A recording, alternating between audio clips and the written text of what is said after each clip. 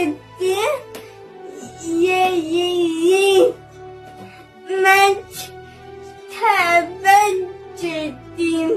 Uşaklarla oynarım. Ben burada oturmak istemiyorum.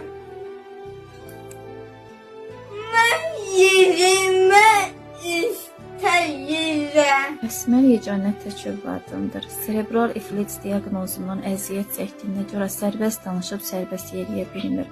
2 yaşından tək böyüdürəm, kirayədə qalırıq.